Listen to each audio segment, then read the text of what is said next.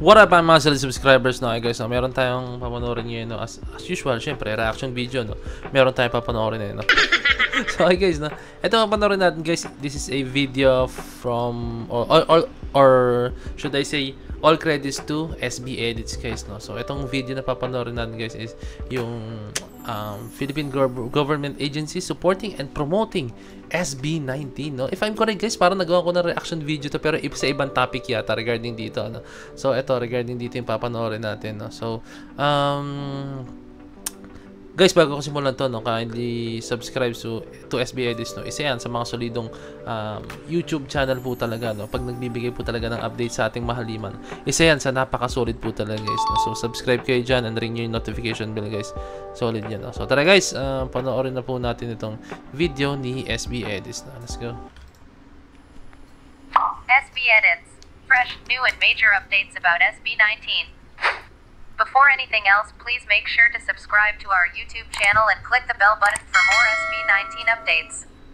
18. We are back again to give you the latest updates about SB19. As we know, during SB19 Simula at Wakas World Tour Concert in Tokyo, Japan, the Philippine Embassy in Tokyo, Japan posted on their social media account the concert, promoting and inviting Filipinos to watch it. Some of their personals even attended SB19's concert to show their support and even featured the concert on their official website's homepage. I think, guys, no, kahit papaano narinig nila yung ating hinanaing or yung kinakatok natin sila talaga, guys, as in, no?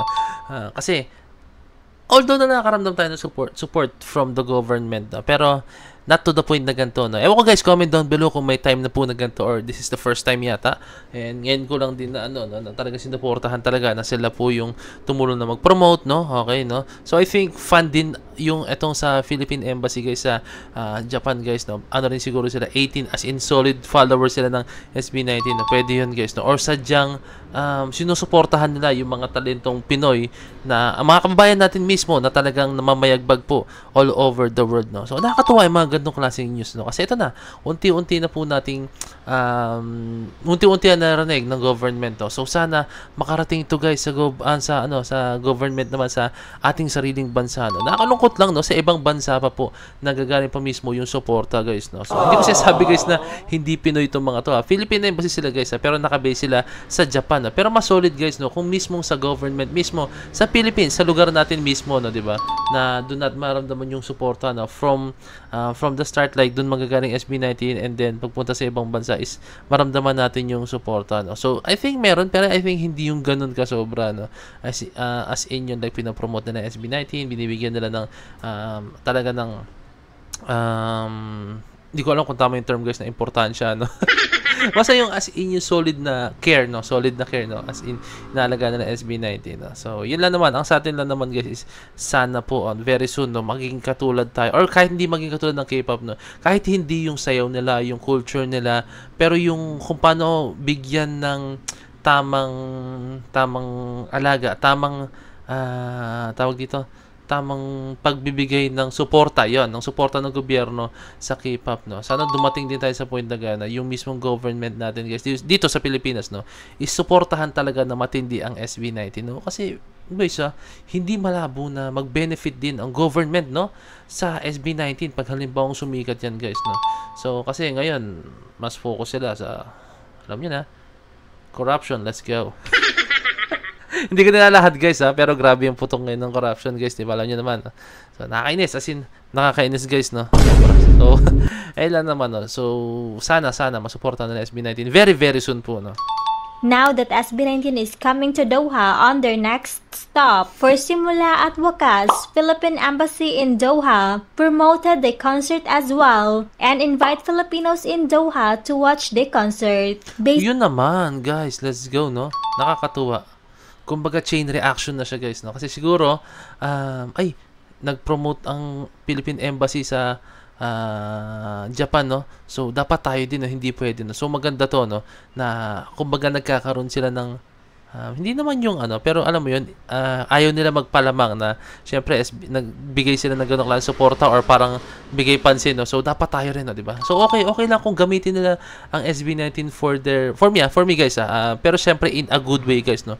Gamitin nila ang SB19 for their engagements, no? Kasi, di ba, ano naman yan kumbaga, ano yan, win-win situation po yan, guys, no? Kasi pag halimbawa pinromote nila SB19, okay, sige, alam niyo naman, sobrang solid ang following talaga ng SB19. Pag pinromote nila SB19, okay, sige, dadami yung followers nila, dadami yung share ng kanilang post, no? I'm pretty sure na. And then, syempre, yung SB19 mag-benefit din kasi syempre, hindi na sila mahihirapan lumapit sa Philippine Embassy mismo sa Qatar, no? Kung halimbawa magkaroon sila ng, wag naman sana, aberya, or kunyari, magpatulong sila sa ibang bagay, ano ba, like, kunyari, mga clearance or mga paperworks or documents na kailangan nila, no, para makapunta sila sa Qatar, guys, no, di ba? Okay din yung ganun, guys. Kumbaga, win-win situation po yan, guys, no. So, di ba? Galang naman yan, no. Give and take po siya, guys, no. So, sorry.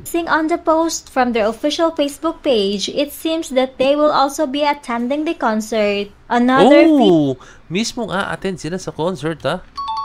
Let's go. That support is sobrang solid, no? Kumbaga, pa-level up, guys, no? So, kung kanina, sinuportahan nila, from the looks of it, guys, parang Filipino Sold concert, no? I think parang umattend din sila, no? Umattend din yata. Sila rin yata from Philippine Embassy sa Tokyo, no? So, etong sa Qatar, mukhang pupunta rin po talaga sila, guys, as in, sa halid na.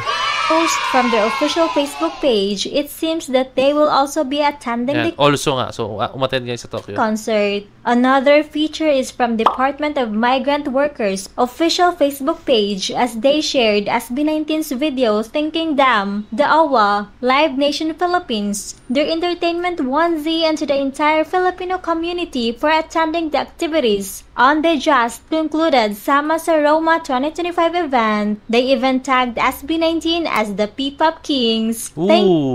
Look, P-Pop Kings SB19 expressed their heartful gratitude to the Department of Migrant Workers, okay, Overseas Workers Welfare Administration, Live Nation Philippines, 1Z Entertainment, and the entire Filipino community for inviting them to be part of the sama-sama sa dasal, sama-sama sa debosyon, sama-sama sa misyon, sama-sama sa serbisyo, sama-sama sa saya. A meaningful celebration of unity, faith, and Filipino pride held in Rome, Italy. Okay, so ito yung kung saan sila nag-concert, no, guys. Thank you so much to the mentioned Philippine government organizations for kung saan sila nag-perform, no? So, supporting government optic industry. Guys, no? Okay, punta tayo sa topic na ano. Yun, ang sarap lang sa feeling, guys, na naging visible na po ang SB19, no? Although na sabihin natin, siguro dati meron na rin, pero kahit paano ngayon, no, mas nagiging visible na po sila sa mata ng gobyerno po natin, no, di ba? Mas nagiging visible na sila. Sana naman pagbigyan naman ng focus to, wag naman yung mga pagpapataba ng bulsa na yung ginagawa nyo. Mag-benefit din naman kayo dito. Mag-benefit din naman. Pero kasi yung alam nyo na, yung iba sa government natin, gusto nila yung instant, mabilisan, ayaw nila pumarehas, di ba? Nakakabwisit lang, no? So, ayaw mo na. Pero syempre yun lang, sana maging visible na po talaga sa mata ng ating mga gobyerno, no? Na kung ano po yung hinahatid ng SB19 na saya, ano yung hinahatid nilang yung karangalan sa ating bansa, no? Kasi guys, believe me, 101%, hindi basta-basta po yung binibigay na karangalan ng SB19 sa ating bansa, no? Sobra. Ibang karangalan po yung binibigay ng SB19, no? Saka makita isang P-Pop group na nagbibigay sila ng mga saya all over the world. Yung mga Filipino workers, mga OFW, nagpe-perform sila dun sa mga lugar na yun na talagang kasi halos lahat, for me guys, may mga kilala kong OFW, no, nakwento na sa akin na pag may event po ang Pinoy sa ibang bansa, no, gustong-gusto nila pumunta, no? Kasi, alam mo yun, sabik na sabik silang makita ulit ng Pinoy, no? Makita ng mga Filipino artists or mga kababayan nila mismo, no? So, alam mo yun, hindi biro na ikutin ng SB19 yun, no? So, ano yan, win-win situation po yun, guys, no? Para sa atin, para sa government, at the same time sa mga OFW po natin, fellow LOFW natin dyan, no? So, I'm pretty sure, guys, meron din tayo, or marami tayo mga OFW po talaga na nasa ibang bansa, no? Na solid 18 po talaga, guys, no? So, shoutout po sa lahat po ng mga bayani dyan, no? Na 18, a very big shoutout po sa inyo, saludo ko sa inyo, napaka-solid nyo, no? Kung di man kayo OFW, kung dyan na po kayo nakatira po talaga, o resident na kayo dyan, citizen na kayo dyan, no? So, yun, ingat po kayo dyan, and saludo ko sa inyo dahil wala kayo dito sa lugar natin na puno ng korupsyon. So, yun lang, guys, na maraming salamat sa mga na itong video to, no? So, bago tapusin itong video to, kindly leave a like, subscribe, and kindly ring the notification bell para alam nyo po pag ako'y nag-release ng bagong video, no? So, maraming salamat. So, this is Point of Signing out. Peace.